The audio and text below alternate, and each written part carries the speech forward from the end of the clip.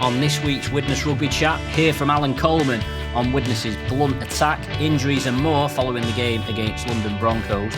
We look ahead to a crucial month of home games, and we discuss some of your questions this week, including a debate over whether should consider changing the club logo and whether that should be the old Viking head or even the town crest. All to come.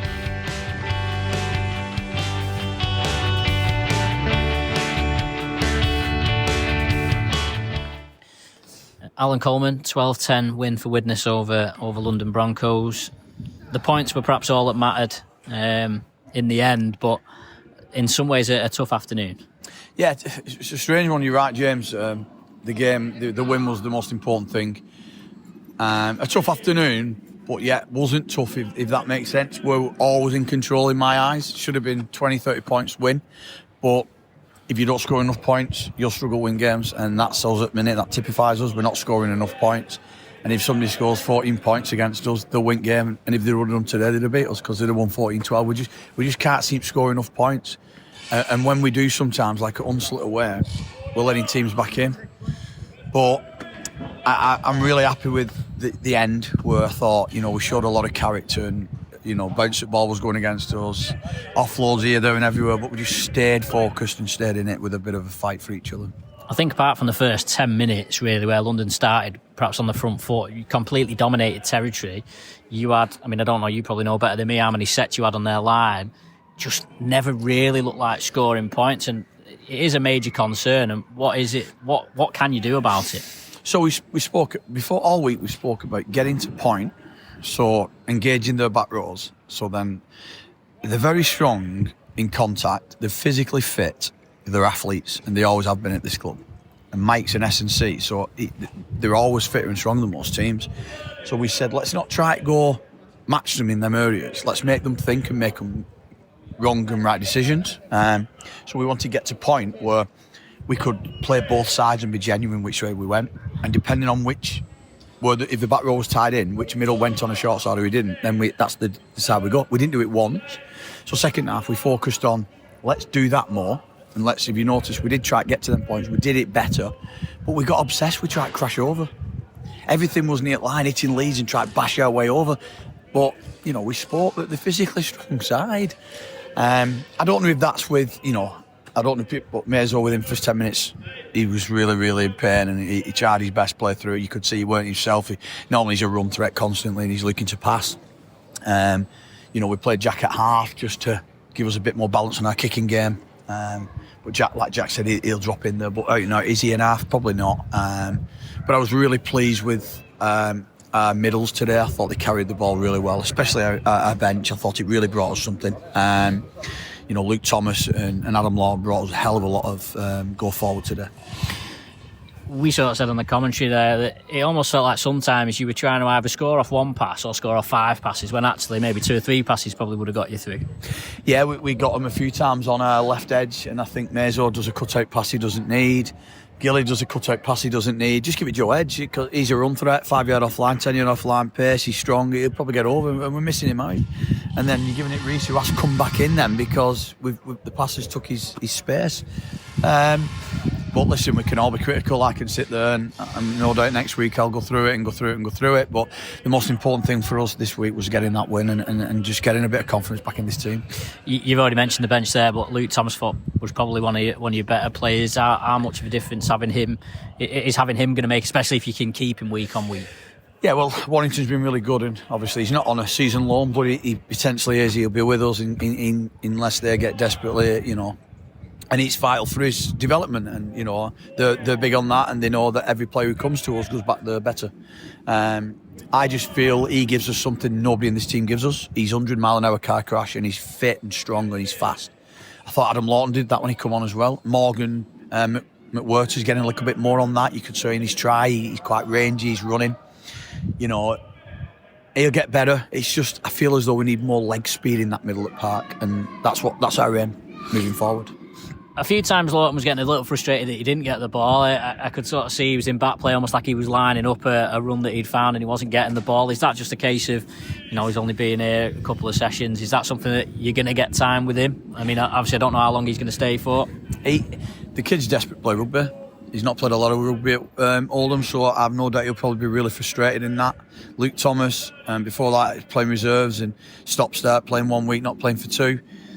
So we want to be that club who can give them that opportunity. But also we've got some players coming back. Lewis Hall, hopefully he'll be back for Halifax, if not the week after. I think we've missed Lewis. I think he's very aggressive in middle of the park. Deck Patton will hopefully be back for Halifax. Matt Fleming 3 or 4 weeks later. Ryan Inch probably won't see him for a while. And you get a bit confidence, then you think, wow, there's some competitions. I think Gav Bennett last 2 weeks has been much better. And then you lose Danny Langtree and potentially Jake Mason. So it's like you're moving forward a bit of confidence and get some playmakers back in team, but then all of a sudden you get a bit of a smacking chops and they might be out for a while, so who knows. Mike Butt was 18th man. I assume he's knocking on your door wanting to get back in the team as well. Yeah, he couldn't play last week. So I think it was only right. I thought AJ Tosh has been really good for us. Very good under eyeball. 1 error today, but his carries are really good and he's very aggressive and how he goes forward. And I think Reece has been really good on his carries, especially coming out of yardage. So Mike's he's a genuine player and he understands. He's been in that situation where he's played well for me and I've left bigger, better players out in past. So he understands the role. He'll train 100% and he'll wait and he'll be patient. So we've got to decide on, does he come back in or do we stick with them 2 for a period of time? You got the week off, then you got 3 home games. What do you do to prepare for that? Is it a case of next 2 weeks you're just going to be doing attack to figure out getting some fluidity in your play? Because it does look very clunky at times. Yeah, I just feel I'm going to have a week off, Challenge Cup weekend. So, most clubs in competition will just have some time off. Go, enjoy the trip today, have a good crack together. We need that, a bit of togetherness. Have a week off. I'll do some working week while them are enjoying themselves. But I think we've probably overthought about our attack. So we might take a different approach and have a look at that. Speak to some experienced people who's been in these positions and just maybe look and, probably are we focusing too much on it and panicking too much out about it? Do we just give them a free rein and say, enjoy yourselves, go and play a bit off the cuff style?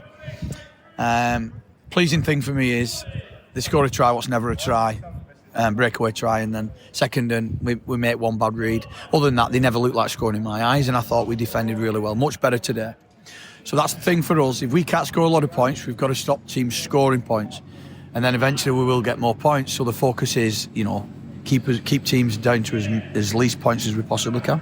Well, I suppose that's one of you can look at that score and say they've won 12-10. But to be able to win a game having only scored 12 is actually a positive as much as it is the only problem. You're playing a side on paper. You have to say Widnes are a much stronger team than London on paper.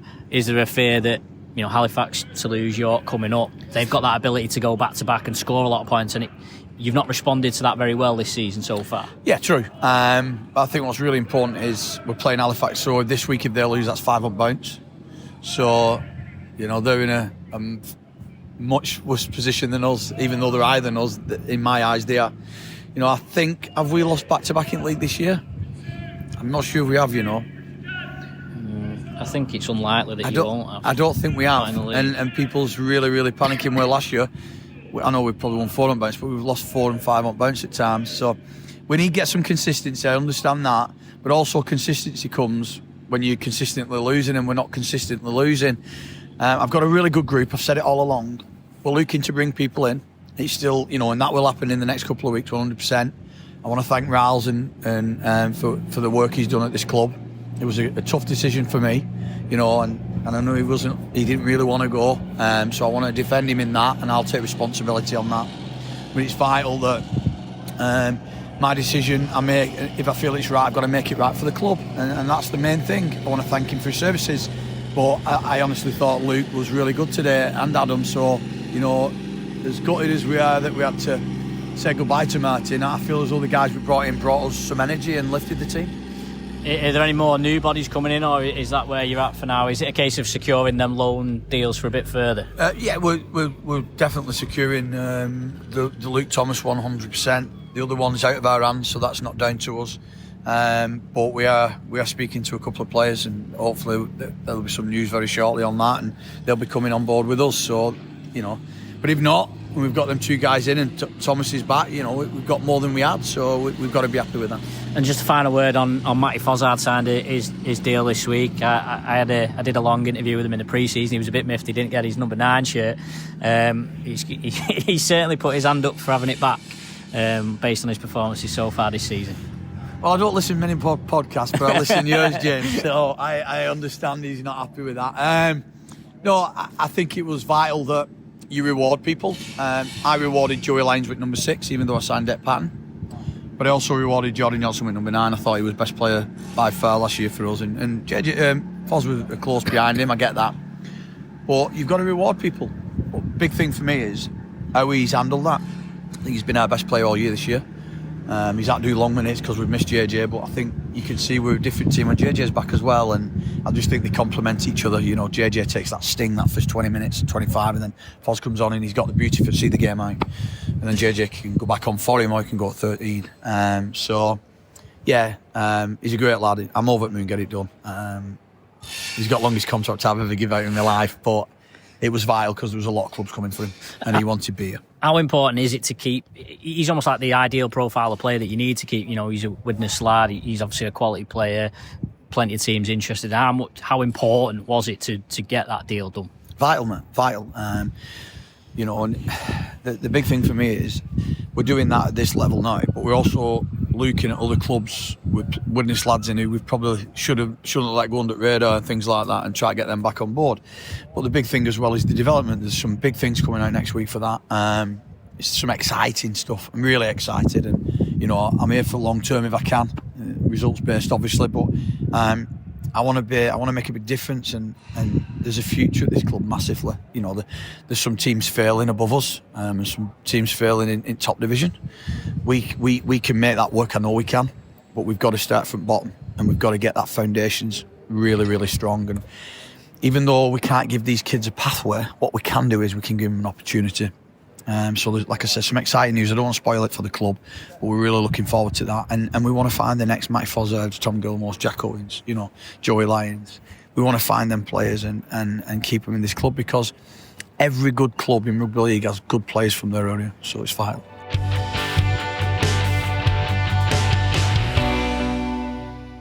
So we've made it to June. This is, what are we on? The 17th podcast of the season so far, and I'm joined as ever by Mike Parsons. And Mike, I know you didn't make the trip to London, but you took advantage of the live stream. What were your thoughts on the game? Well, I don't want to out you, but you were, in the messages you sent to me, you weren't overly impressed, shall we say? No, I wasn't. Look, a win's a win, and we needed to go down there and get the job done. We did. But I've got to be honest, I think there's more context to that performance. You have 4 or 5 players appearing for London, where in Mike Eccles' post-match press conference, he references the fact that some of the players, and it was a bit tongue-in-cheek, but he didn't know the names before they arrived. So, you had that. You had players like Smalls, who was in the Censors, who has played for London Scholars, but apart from that, he's 33 and has not played in the Championship before this season, and has, played in the amateur game and bottom of League One. So, to only just about get the job done, it was a little bit concerning for me. Of course, a win's a win, and some people would argue, that win on the board will give us a bit more confidence, but I think when you're having 17 good ball sets and you score twice, one of them is a forward coming against the grain who kind of makes an opportunity out of nothing in Morgan McWhirter, and fair play to him. The other try was obviously, another forward scoring it. So you've not really put, in 17 good ball sets, you've not really put a good set play on and work to a point on the field to break your opponents down. And I just thought we was really clunky, to be honest, James. You'll have had a better view of it, of what was going on and the organisation of it. We was shouting for Jack Owens to go into standoff, to maybe get on his hands on the ball a little bit more, and to, obviously maybe create more opportunities, but that just didn't happen. And I thought, again, the kicking game I thought was very ordinary, to say the least. I'd say the one positive, though, was the forward benches. the forwards coming off the bench. I thought Luke Thomas in particular was very effective and impressive. You can't take anything away from the forwards, I don't think. They laid the platform for Widnes, and it meant we played a lot of the game in London's half. But apart from that, I think it probably brought more questions than answers, the performance, really. Yeah, I think. Well, you'll heard in the interview with Allan Coleman that he acknowledged what you said about the forwards coming off the bench. I thought Thomas just had a step. London were just worried when Thomas came on because he was doing something different. He had a bit of a step. Obviously Lawton brings something different. I thought there was a few times in the second half where Lawton had lined himself up for a run at the line because he'd seen something and he didn't get the ball. Widnes pushed it the other way or whatever. I thought Jack Owens did a really good kick in the first half, really good high spiralling kick that was then never repeated. But yeah, I completely agree with the very clunky in attack. I think I said on Twitter, I don't think a team has probably ever had as much good ball as Widnes did in that match and scored so few points. I think after the first 10 minutes, the whole game was played in London's half, and London got 2 tries basically off. One was obviously the interception, and then one was off another, off a penalty or a lead upfield. And yeah, it was just very frustrating because on paper, you have to say that Widnes team should be considerably better than that London Broncos team. To be fair, the game itself was like a game. It was a game that a team should have won by 30 or 40 points, in my opinion. And the reason it wasn't was because Widnes just couldn't score points. But I think it's hard now to put a finger on exactly what the problem is. I know there are some people pointing fingers at Tom Gilmore. I've seen a couple of people seemingly targeting him for whatever reason, but I'm not sure it's that. I don't think it's hard to put a finger on what the problem is. I certainly don't think it's a personnel problem. In my opinion, I think the only one thing that I would maybe say, and I don't know whose responsibility this is are the outside players, and by outside players I mean the back rowers and the centres, are they running enough lines? Are they giving enough options? Are they getting into a position where they can do a bit of damage? Because, like I say, it looks very clunky. It's very slow. We're just moving the ball along the line, really. I thought John Lawless, BBC, commentated with me on Saturday. He made the point multiple times in the commentary was Widnes were getting into positions where one pass probably would have been enough. And they were trying. They were in opportunities where they were doing one pass or they were doing 5 passes. Where actually, in either of them situations, if they made 2 or 3 passes, they probably would have scored. So they were probably missing out the back rower or Lawton. Generally, it was to go wider when they probably should have just stuck it in there. And then sometimes they were just going one up through the middle when actually they needed to go one aside. I thought Allan Coleman made a good point about how Mike Eccles is obviously an S&C guy. So whoever London have got, whatever players they've got, they're always going to work hard. They're always going to tackle all day, and they're always going to be fit enough to go the full distance. And that's what happened.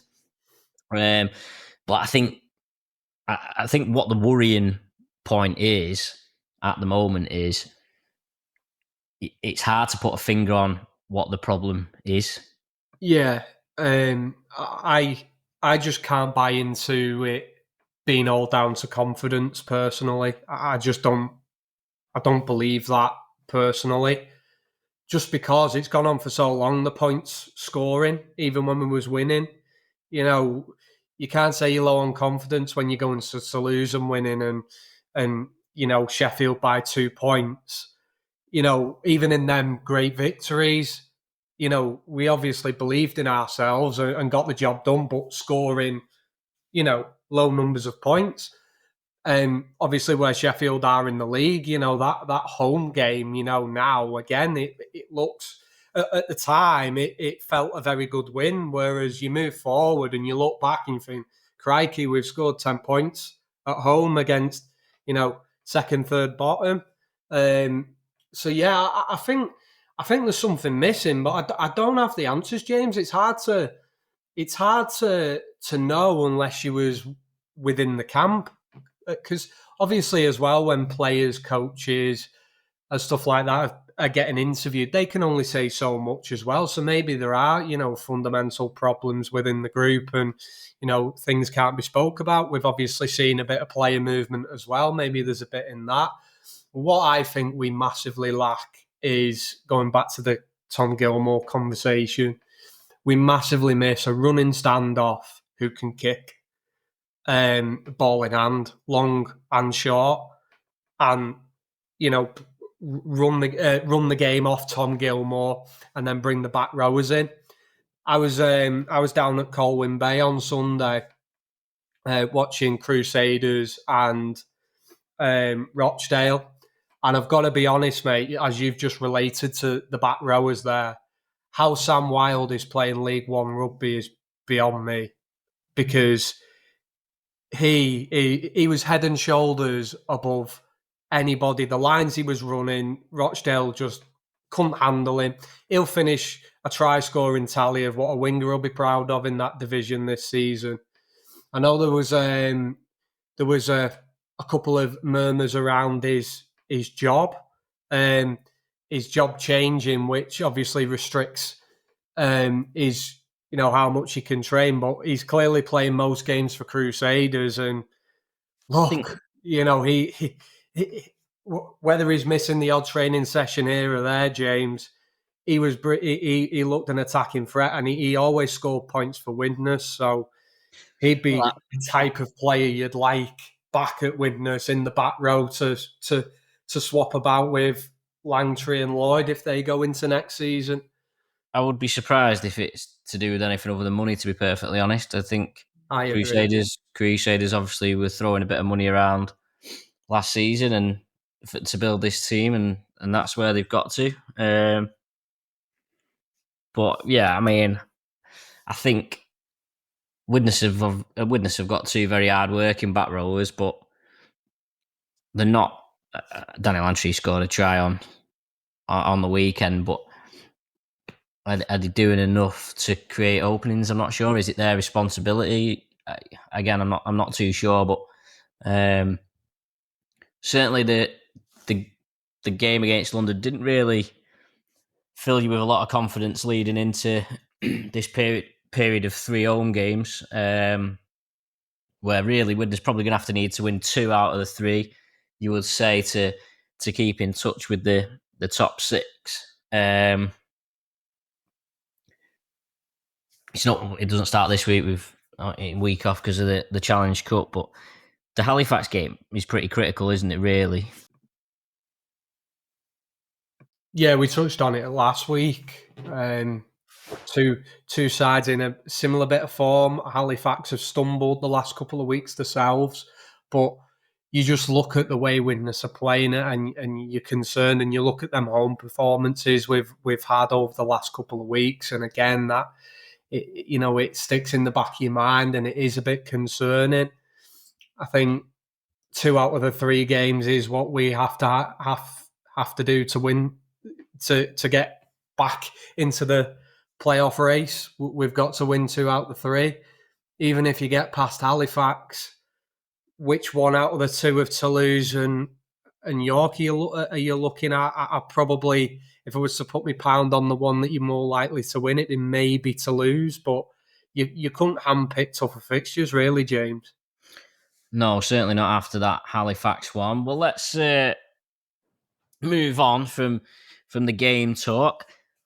The club this week released, were they beach towels? I can't even remember what triggered this off now, but the club released some beach towels for sale in the club shop, and they all had different logos on. One had, I don't think this was intentional, by the way, one had the town crest as part of the 150th anniversary commemorations. One had the actual current club logo, which hasn't featured on the home shirt for the past 2 seasons. And the Super League, would you call it the Super League era? The first Super League era, I suppose, or the first Vikings era logo.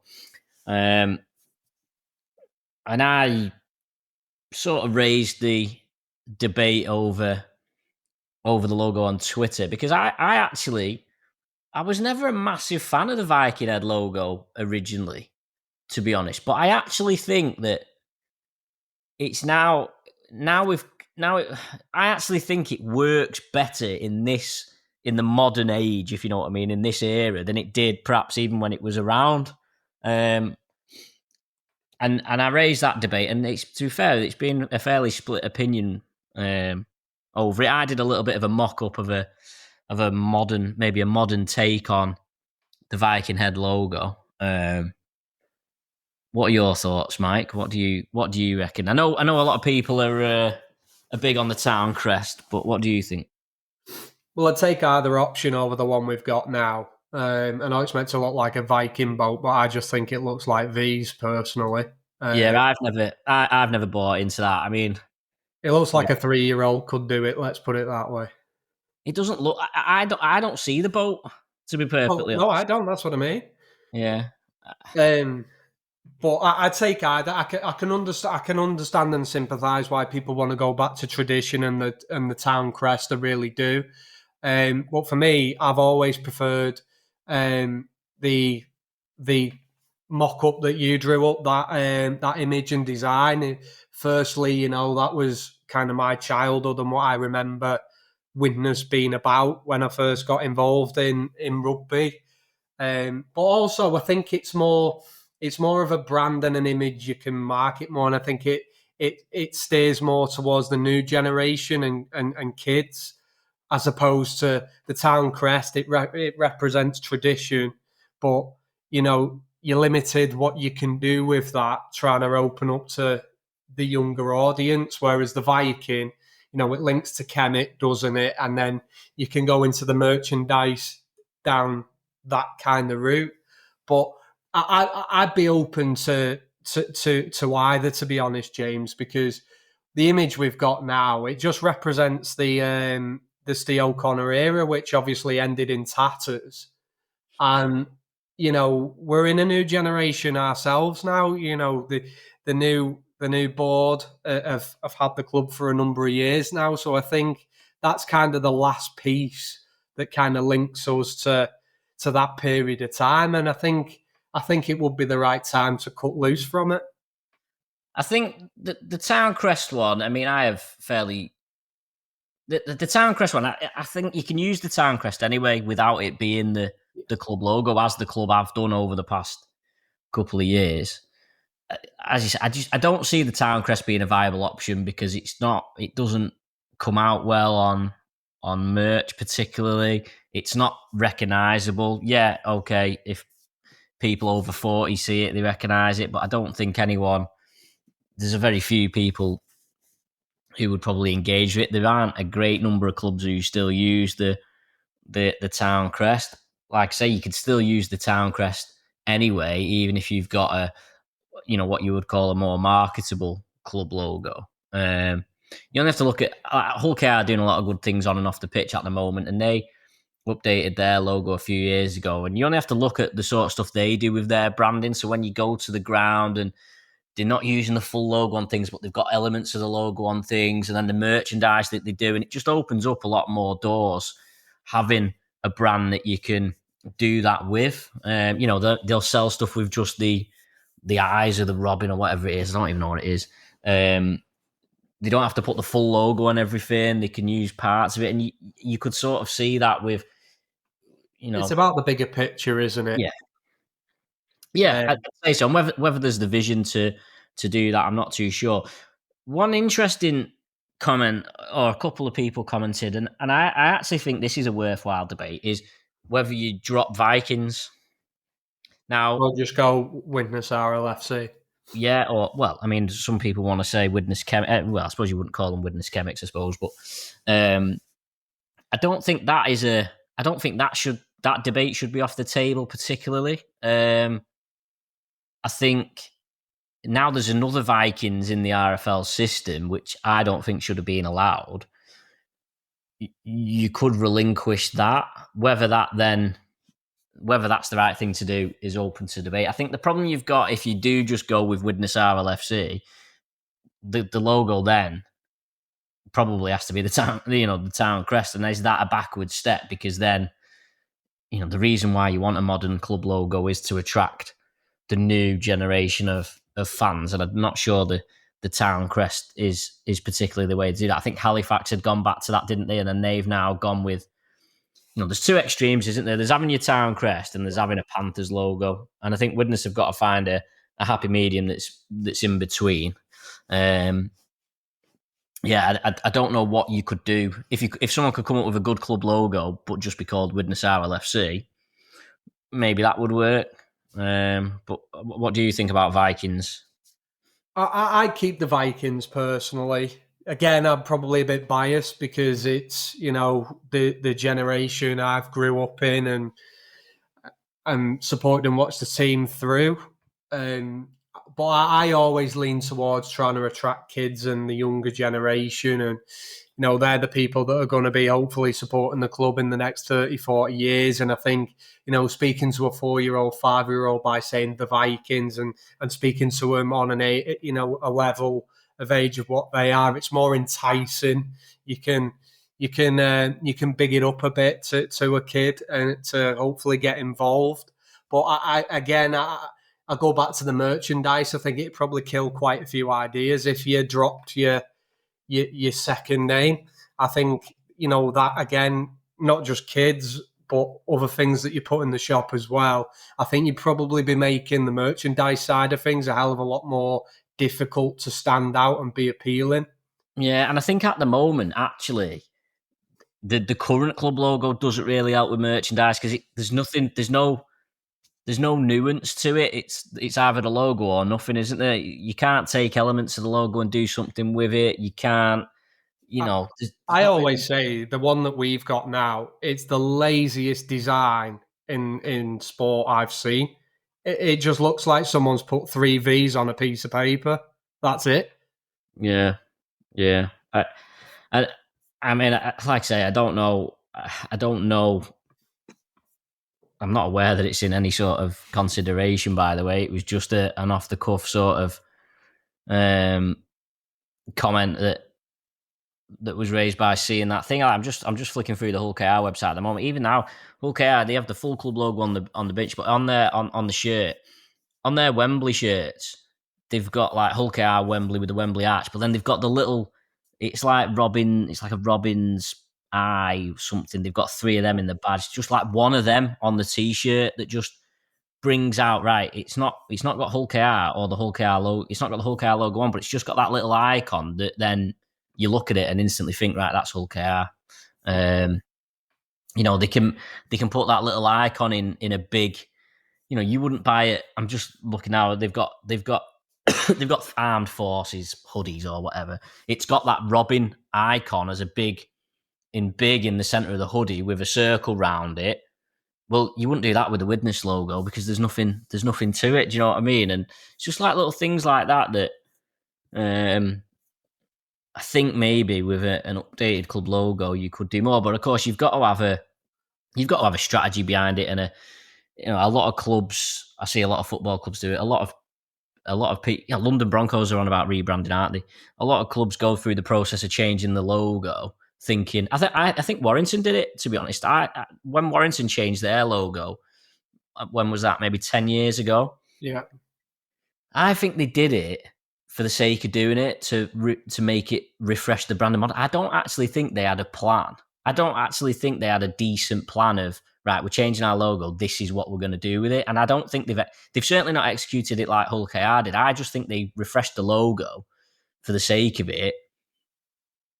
When actually, I think if you're going to refresh the logo, you've got to have a plan of, right, why are we doing this? And that's what Hull KR have had as an example.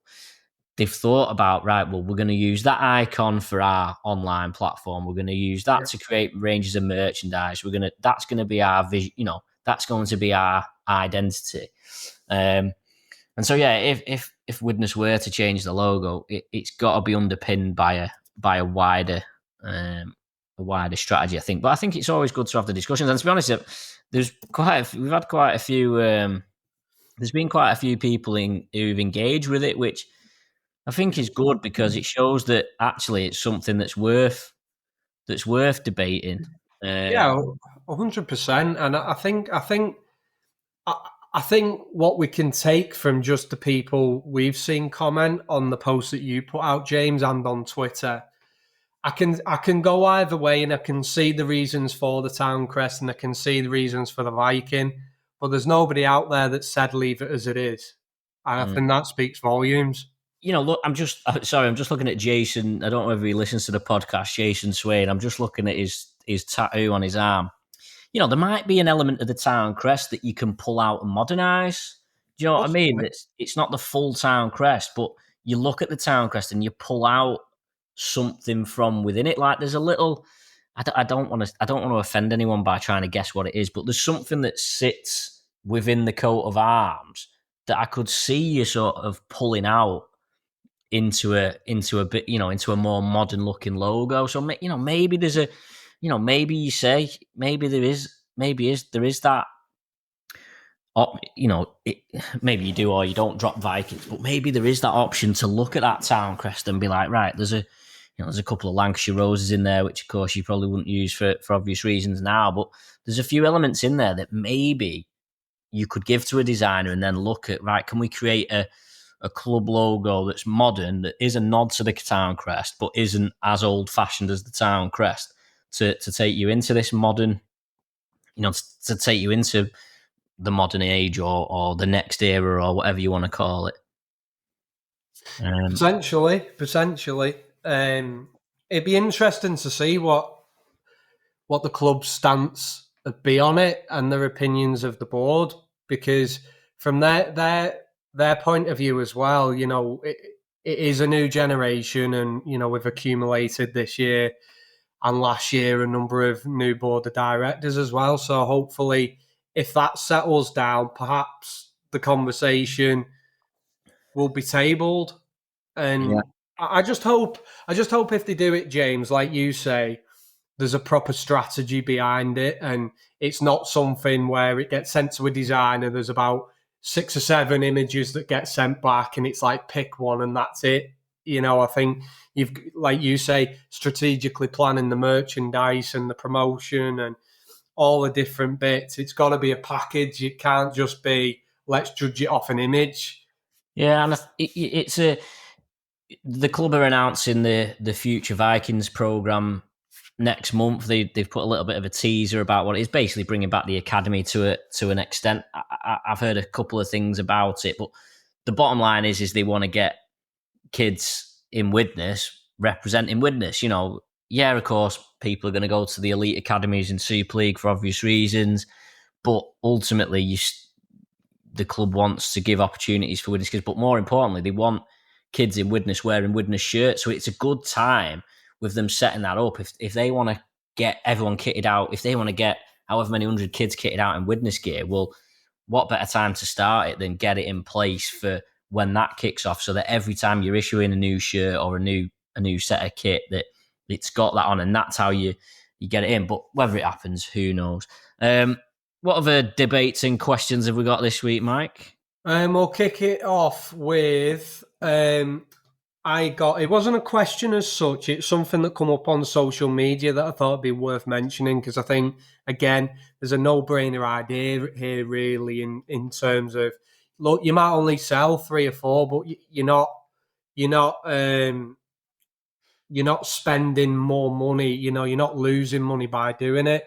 But packages for supporters who live away from Widnes. So say somebody pays £50, they get a nice decorated box, and they have like a cap in there, maybe a training top, and it all adds up to a certain price. And of course, it'd probably be stuff that you sell anyway, but I just think something like that adds sentiment for the people who live far away, who can't get to games. And it's, an easy 50, 60 quid to make for the club with no real extra challenge, really. Yeah, I think clearly in the Super League day, I remember helping package them up one year. the Strong Gold membership was, you could buy that and you'd get the gifts at the start of the season. I definitely think I think clubs miss a trick sometimes, where I always use Huddersfield as an example when I'm talking about this. That you make season tickets, you try and make season tickets cheaper. Well, like Huddersfield as an example, they do season tickets for £100, whatever. But actually, season ticket holders are the people who are more likely to give you more money. Yeah. Because they're perceived to be the diehard fans. And again, you're talking about people who can't quite buy a season ticket, but there are people who are out there who want to have an avenue to support the club. Now, people might say, well, I've seen somebody comment, I think, saying, well, why don't you just donate to VIPs? Which is fine, that's great, but I think one of the people was living in Australia, weren't they? Yeah. They want to get the gear, they want to have some sort of item, whether it be a beanie or whatever it might be, that they can then wear to be like, right, I'm still a member of Widnes, even though I'm however many thousand miles away Australia is. I do think that stuff like that, you've got to do it in a way where you're going to make money on it, because clearly if you're only getting £50, but then it costs you £25 to, well, I mean, that's not a bad return actually, but you've got to do it in a way. But I do think there's a market for that, and I still think there's a market for a membership add-on even for season ticket holders. You know what I mean? Like, I know that they'd have the season ticket holder benefits now, which I don't know whether they don't really market them particularly, so I don't know whether they're not something I use. I don't know whether anyone listening uses them. I still think there's a market for that if you're talking about eking out a little bit more money. And people are buying into that. Your hardcore supporters absolutely would. Yeah, that's what I mean. If you said to people, right, you buy a season ticket, but then for an extra £10 a month or £5 a month or whatever, you get your membership benefits on top of that, and as part of that, you get X, Y, and Z, and then people can buy to be a member if they've not got a season ticket, or you know what I mean. It's almost like membership's a thing, and then a season ticket's almost like an add-on to the membership, if that makes sense. And you can run as far as you want with stuff like that. For example, for the people who sign that up, they know how many that would sign up before a certain date, and you could throw in there an exclusive top that won't go on sale in the like this season. This season, what you could have done, right? 150 years, they've got this new kit. It's the red and black. So this season, you could have just done a beanie that was black with a red trim or something with the town crest on. Beanies are what? I don't know. You could probably get beanies produced for certainly less than a tenner, maybe £8. Or even cap. Experience. But you could have just got 1,000 of them made, and that was your benefit that you got this year. You get it in a nice box with the hat, you get a pen or something and a ticket and a card, whatever. Yeah. And you can come up with stuff like that. It's just whether, I suppose, you've got to have the ambition, I think, in the first place, to be sure that you're going to sell enough to warrant doing it. But then at the same time, if you manage your numbers, if you manage the quantities that you need, and you get the right suppliers, there's no reason why you couldn't do something like that. I know, like the anniversary top I've got, the old traditional one, that way you had to order to buy that. So you could have the cut-off date for the extra, season ticket benefits, and then order the merchandise just for the amount of people that was to purchase that level of season ticket to receive that. And then even as you move on through the season, you can buy email address and things like that. You can throw in their exclusive interviews with Allan, Stuart Murphy, and feed them little bits of information before it gets out to anybody else. You can even go down the avenue of, do you remember the Stronghold texts? Yeah. Players coming for. You could send an email to supporters half an hour before it goes out on social media. I'm not saying they're all examples of things that you could absolutely do, but there's so many different ideas you could throw into that benefit to make the extra cost worthwhile for a supporter to buy into. I'm not sure the emails and text things works in this day and age because a minute after it gets sent, it'll be on Twitter or on social media. You get where I'm I coming do from. remember There's back. like the interviews. You can Yeah, do I do. exclusive interviews for people, 10, What you 15 could do, here's one that I've just thought, and I probably might have to stop because we're giving all these ideas for free, Yeah. and I could do with people paying me for them. One idea you could do with the overseas membership, if you like, or the out of town membership, they could do once or twice a season. Just do a video call with Allan Coleman. You know what I mean? Yeah. So they tee up a group call where Allan Coleman says, right, on a specific, and I know it's hard with time zones and stuff. Let's say on a random Wednesday or whatever at X o'clock, the people who've got an out of town membership can come on to an exclusive video call that's just for them. So the diehard Widnes fans who go to match every week can't go on it. It's only for people who are around the world or out of town. They can go and sit on that video call for 2 hours, whatever, and ask questions, listen to other people ask questions. And that could be something that is part of the offering for them. You know what I mean? There's things you want to do. You've just got to want to do them. It's hard work. Do you know what I mean? Things are hard work. I think clubs have got to do things to work. Clubs can't just sit there and be like, oh, we've not got any money. We need money. You've got to do things to get money off people. And if people haven't got the avenue to give you money, then they won't. I think I've said on this before. I mean, I never went to the market. I think I went to the market shop once or twice. Like, there's nothing on the website there's nothing I go on the club website that makes me want to buy it. You know what I mean? And that might be a case of my taste or whatever. But if there was stuff on there that I wanted, I want to spend. I'd like to spend money on stuff, but there's just nothing on there that makes me want to buy. I nearly bought one of the red balls, but that was more the red and black balls. But that was more for my son. Yeah. Do you know what I mean? But otherwise, I don't go on and think, whereas I go on some other clubs and I look at them and I think, actually, that, I wish Widnes did something like that, or you know what, mate? That simple stuff. It's just a bit of market research, isn't it, to see what other clubs are doing and what can we incorporate in our future seasons merchandise on our website. Really.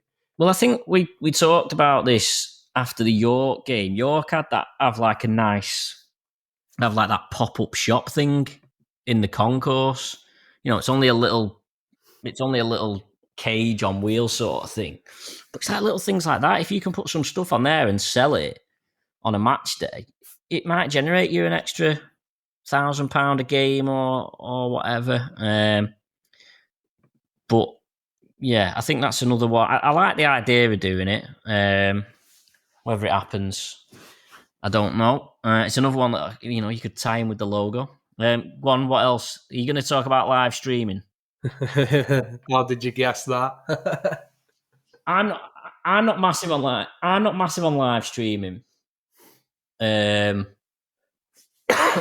I was impressed with the Bradford one, and I assume the London one was similar. I know Barrow were doing it this season for free, and they've just started putting it behind a paywall because they'd realised it was, one, it was costing them money to do, but two, it was affecting the number of people they were getting going to games. I think people underestimate the amount of work it takes to do it properly. They had 3 cameramen, I think, at London. There'll be a producer somewhere having the connection. I mean, whether the stadium Wi-Fi would be able to, whether the stadium have got the connection at the moment, or whether you'd have to pay for that, I don't know. I think people underestimate the actual costs to actually doing it.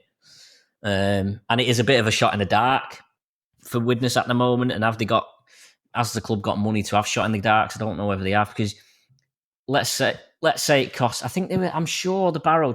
I'm sure I said this in one. I'm sure the Barrow chairman told me it cost £1,300 a game to stream it. That's a lot of viewers on a consistent basis you'd have to get. Yeah, I mean, you can do it cheaper. I think he was saying that when they used to use our league, it cost them £1,300 a game to do, and so for the amount of the big aspect to it, and to be fair, there's more and more companies, and of course Bradford and London are outsourcing it. There's more and more companies providing it as a service now, so I would recommend doing that. But the other issue you have is the customer service side, because if you've got a stream that then goes down or kicks out or whatever, you've then got a number of irate people who've paid a tenner complaining, wanting the money back, and it's like, well, have you got the customer service level in place to be able to deal with that? But I'm very much on the fence. I'm not a massive. It gets talked about all the time in football. Obviously, in football, they have the blackout rules, so you can't stream at 3:00 on a Saturday to try and protect games. And you'll have seen that a lot of the EFL clubs are having games moved to 12:30 and 5:30 to accommodate being shown on Sky Sports Plus. And I think that's a very slippery slope for football, because I think the reason why football has success is because the majority of teams play Saturday at 3:00. I think it's hard. It's hard to. It's hard to say whether, if you stream, whether people are going to come, whether people are going to stop coming, or whether you tap up another audience. You know, the audience might be away fans. Do you know what I mean? It's like, yeah, Halifax might not bring that many fans, but actually, there might be fans who, they can't be bothered coming to the game, but actually, if you give them an option to pay a tenner to watch it, then they might. Yeah, I see why people ask for it. You know, like the diehards who go on holiday, for example, they'd love to be on holiday and be able to pay and watch the game. But it is right. It's just an excuse for people not to go and pay and watch it from, the living room or wherever they may be watching the game. Where I think Widnes missed a trick this week was opening the Bridge Suite up like they did for the Toulouse game and charging, say, £5-7 a ticket and have it on the projector screen and opening the bar. I think for select games, that isn't a bad idea going forward to try and do for I'm not saying for the Yorkshire away games or anything like that, because, again, you're putting people off, jumping on a coach and going watching the game that way. But I think for London and Toulouse, as isolated examples, there was an opportunity there to get some extra, bar takings, and always get a percentage of the bar takings, and obviously, maybe charge a fiver a ticket or something like that, and maybe get a bit of income that way. I wonder whether the issue with the London game was that, because clearly if they do that, London aren't going to get their £10 for every stream, whereas the Toulouse game was free, wasn't it? Like Toulouse were putting it out for free, or it wasn't behind a paywall. Whereas ultimately, if you open the Bridge Suite and charge a fiver for everyone, and you're only paying £10 for that, and that's part of the problem with streaming. You can open the Bridge Suite, or you could open the Albion, or whatever, pay for one street, pay a tenner, and then have 100 people watching it, and that is in itself the reason why streaming is an issue, because you do that, you pay £10 for one stream, you get 100 people who would have otherwise had to pay £10 to watch it, watching it, and you instead of getting £1,000, you're getting £10 for the same number of people watching. I wonder whether there was something to do with that on the day, but I'm still on the fence. I think highlights could be made available a lot quicker. I think the full game replay could be made available a lot quicker. And I think that would that might help temper some of them people who want to watch the game live or in full or however watched. They could always listen to it on the radio, of course. Well, I was watching and listening, mate. I must say, you did very well making the game sound as entertaining as what it actually was, mate. I'll give you credit for that. Yeah, I have actually. Steve Jones sent me a picture actually of us commentating, and we didn't look very entertained. It's fair to say on the picture that I've seen. Go on. What else we got? Just going back to what we spoke about just as we was touching on the game. I won't read the whole comment out because I think it touched on the side of getting a little bit disrespectful and distasteful. But the point was about how bad does Tom Gilmore have to play to essentially shake it up and try somebody else there. I'll let you go first, James, with that one. I think my position on it is that Tom Gilmore would, if Widnes got rid of Tom Gilmore, someone else would take him in the top half of the championship, in my opinion. I don't think the problems are because of him. I think he actually adds value to his goal kicking is worth having him in the team, in my opinion. I just don't get what I don't get how people can see that dropping your first choice scrum half is the solution to the problem. Because I just think, what are you expecting to happen? He's the first choice scrum half because he's the best one. I don't see us having any other players that can come in that are better than him. I don't see how you're gonna fix the problem by sacrificing him. You know, let's get it right. Det Patton's injured. Yeah. If Det Patton was playing alongside Tom Gilmore, it'd be a completely different story. I also think that we've got to be more appreciative of the player pool. And I can't remember whether I had a conversation about this with Allan at the weekend. I was giving him my thoughts on a few things. I can't remember whether it was in the interview at the start or not. I think people have got to be appreciative to the player pool situation where your local players, you need to look after them. You need to keep them in the team. You need, and people are going to disagree with me, and that's fine. But I think in the part-time world now, you've got to have 8 or 9, 10 core players that you're going to stick with through thick and thin. And I'm not saying that they always have to play. I'm not saying that they're guaranteed a place in the team. But what I'm saying is that hard to recruit players that you need to make sure that these core 8, 9, 10 players are key to your squad, and then you're recruiting in and around them. And Tom Gilmore is a good example of one of them core players, in my opinion. I actually think Adam Lawton should have been one of them players. That's a different debate entirely. Jack Owens is a good example. Joe Edge is a good example.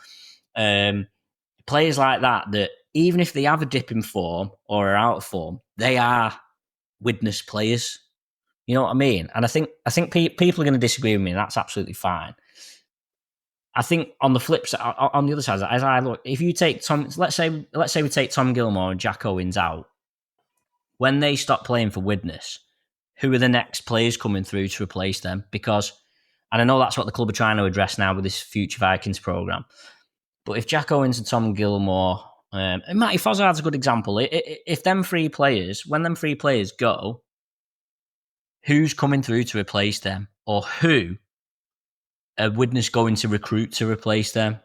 And I think if you look at the players that Widnes have recruited over since going part-time, would anybody, hand on heart, be able to confidently say that they think Widnes will be able to recruit 3 better players to replace them when eventually they in them positions? Yeah, no. It's interesting you touch upon that, James, because I've had a conversation with many people about this in the last few weeks of the Widnes core contingent. In 4 or 5 years, they're getting ready to hang up the boots, most of them. And because there's no academy, there's nothing behind them. And, you know, a lot of them players that we've named, all right, Matty Fozzard come through at St. Helens, but the Widnes players, and whether people agreed with the academy or not, some and most of our best players to date in the team now have come through our academy. And there is an age-old argument of, we lose our best prospects and this, that, and the other, and that all might be true. But the level that we're operating at, it was producing a player pool for ourselves. And yeah, the better ones will move on to Super League, but still, the better ones, some of the better players at this level in our team come from that. And if you don't do something about it seriously, in 3, 4, 5 years' time, that playing pool's gone, and you're literally going to have to scratch around the Super League clubs' academies to see what's falling through there consistently. Because let's have it right, James. There's only us and Oldham this side of the Pennines. We don't have the luxury of the Yorkshire clubs where there's a consistent merry-go-round of Halifax, Batley, Bradford to a point, Sheffield, Featherstone. The list's endless. Yeah, and you mentioned Oldham there. Oldham brought in Josh Drinkwater, which is only something you can do if you got a lot of money. And like I say, it's all right saying you dropped Tom Gilmore, but one out of the current squad, who are you going to play instead of him? There's nobody. There's nobody basically to put in him instead of him. But two, even if you did drop him and thought, right, we're going to recruit someone from elsewhere, who on earth are you going to recruit that's going to play there? If Ollie Leyland was fit at Warrington, you might make the argument, well, you could bring him and play him scrum half. Well, that's great, but he plays 1 week, then Warrington want him back the following week, and then you're going to say, well, actually, we dropped Tom Gilmore last week, but actually we need him to play this week. And I get that they do that a little bit with the forwards and the backs, but when you're doing that with your key players and you players who have got experience and have got enough sort of credit in the bank, if you like, you're not going to get very far.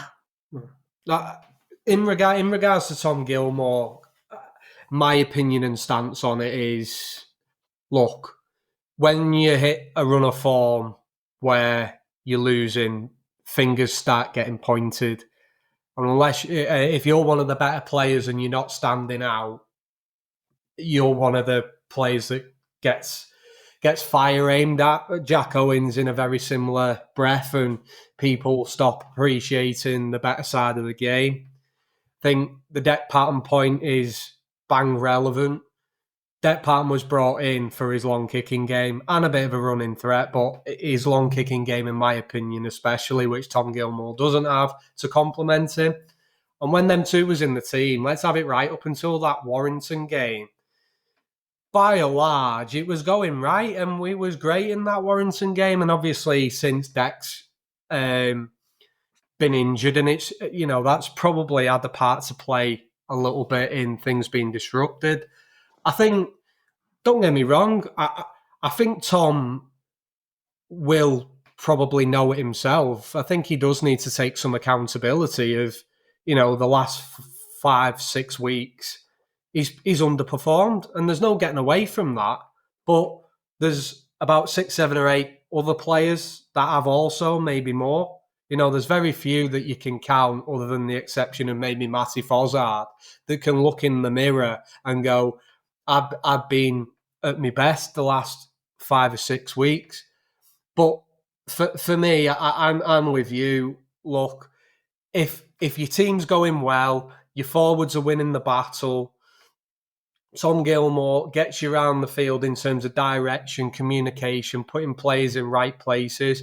And because he's first receiver in quite a lot of examples, when we score tries out wide and we're playing well, he won't get noticed because he's the player making the first pass in a string of 5 or 6 passes to score. You don't have to be a halfback who kicks to get you around the field. That's not what Tom Gilmore's game's about. It's about leadership. It's about setting up the plays and setting up the plays for 2, 3, 4 plays to come before you've got to it. Yeah, and I think you sort of hit the nail on the head a bit there. People are asking Tom Gilmore to do things that he's never done. So why he's never had a running game particularly. He's never been a long kicker. But what he has been good at is organising. He's a good short kicker.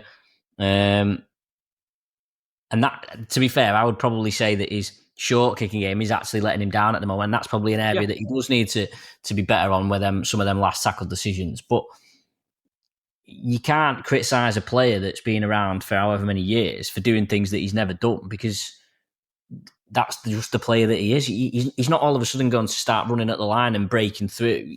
That's just not what he's about. So we'll see about that. He's missing that. He's missing that halfback that complements him.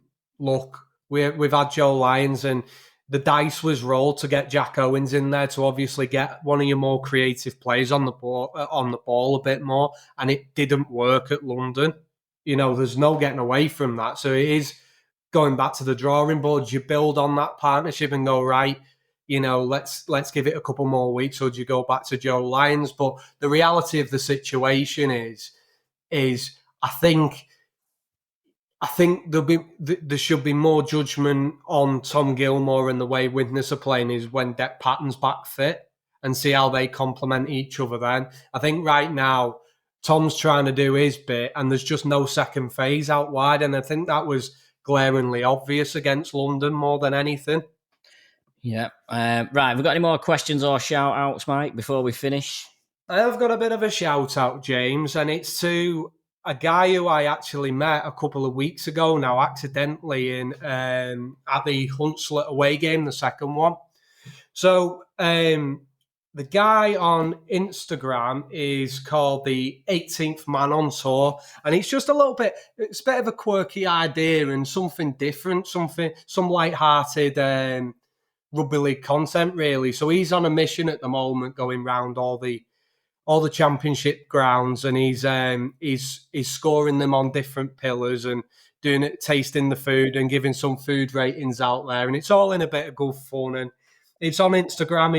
His profile's the 18th Man on Tour, and I know he listens to the podcasts all the time, so I did say I'd give him a shout out. So anybody who has Instagram, give him a follow. And I think this week I noticed he was at Batley at Mount Pleasant, so there's no better time to tune in and give it a look and give him a share on your stories. But it was great meeting him, and it'd be nice to see him when he eventually comes down to Widnes, although I did play down the food choice at Widnes, I must say. Yeah. He could maybe do a score on the press box, which of course Widnes infamously failed on in the IMG criteria. I'm off to Wembley this weekend. We've got no predictions for champ because there is no games. We both got a full house last week, so maybe we should predict Wembley. So St Helens versus Wigan women. Dennis Betts, of course, doing a very good job at Wigan at the moment. Yeah, good to see. Not a new team. Obviously, it's Wigan, but York, Leeds, St Helens, to my knowledge of the women's game, have kind of took charge the last God knows how many years. So it's nice to see Wigan up there, mixing it up a bit. I think if we're going for predictions, I probably have to stick with Saints. I'm going to go Wigan. I've just got a feeling that Wigan are going to do it. Saints beat Wigan in the... What game was it? It might have been the playoff semi-final. Saints beat Wigan in the end fairly comfortably, but I thought Wigan shot themselves in the foot due to their kicking game. But they're a lot better this season from what I've seen, so I'm fancying them to cause an upset. 1895 Cup, which is the last of the matches, is York against Featherstone. Hard to see past York, Mike. Yeah, Featherstone are coming strong. Paul Cook's got the motoring again back on the straight and narrow, but I just think this game maybe comes 3-4 weeks a little bit too early for them as they're kind of building momentum up again. I've been quite vocal, to be honest, about how much I think of York, actually, despite them dropping some points here or there. I think the pitch suits them, so I've got to stick with York, mate. And the big one then, Warrington against Hull KR. Hull KR haven't won a trophy, or I should say, they've not won a top-level trophy since 1985. And they're heavy favourites. I think they're 4-1 on to beat Warrington, which in a final is pretty strong stuff.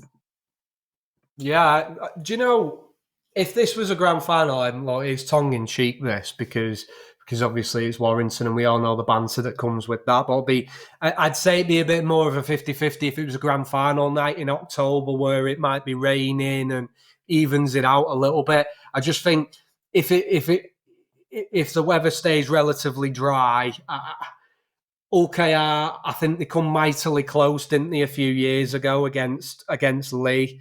So they've got the experience there. They've also got the experience under the belt now of losing in the grand final against Wigan.